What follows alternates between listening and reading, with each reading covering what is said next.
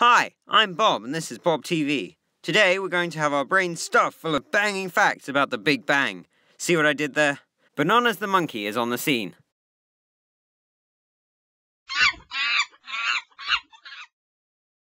Hey, is anyone gonna deal with that? No? Wait? Oh, okay, I guess the cameraman's taking over. So, camera guy, what's happening? To be honest, not much. I'm here at the beginning of time and space, and if you look here, this thing right here, which looks like a dot drawn on a photo, but definitely is not, it's actually a singularity, an object of tiny volume with infinite density.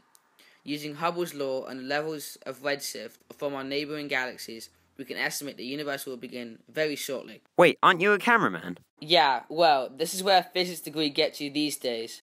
We'll report back to you if any updates. Have you ever noticed that stars which are further away look redder? No? Well, it's your fault for being unobservant. Anyway, Boffins have the answer. Thanks, Bob. Now, we all know the Doppler effect. Yeah, sure, I know the Doppler effect. Uh-huh. So the Doppler effect is when a source of sound moves at high speed past your ear. The frequency is high when the object is approaching because the waves are compressed, raising the pitch, but when it travels away, the sound waves are stretched, decreasing the frequency and lowering the pitch. This is also how radar can be used to measure the velocity of a vessel. Well, obviously. Redshift is a similar concept, but regards light waves from galaxies. The light waves are stretched, increasing the wavelength of light, making the galaxy appear redder than it is. This occurs because the galaxy is moving away from us. Tell me something I don't know. This shows that these galaxies are moving away, and that the universe is expanding. This is some of the greatest evidence we have for the Big Bang, as it must be expanding from a central point. Look, if you're going to waste my time patronizing me with nursery-level stuff, I'm going to move on. Next, we're going to talk to our spaceman correspondent. Why don't you explain our research to, Jeff over here. Any updates? Hi Bob, I'm up here on the ISS. Not much has happened for a while. Still observing redshift from distant galaxies. We can tell redshift exists thanks to helium in stars.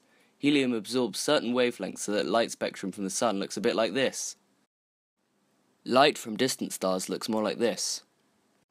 As you can see, the lines have moved, indicating that the wavelengths of the light have changed as the source moves away from us.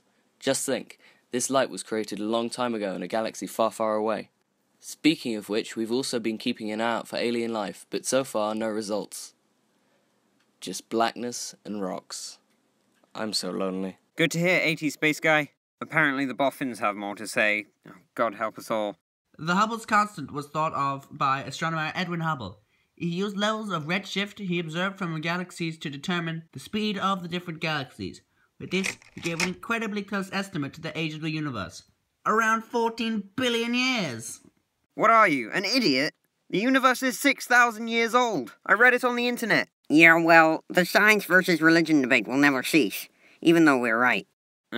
Always great to hear from you, Boffins. So, in conclusion, there is no God, creation is a myth, and it's all a bunch of...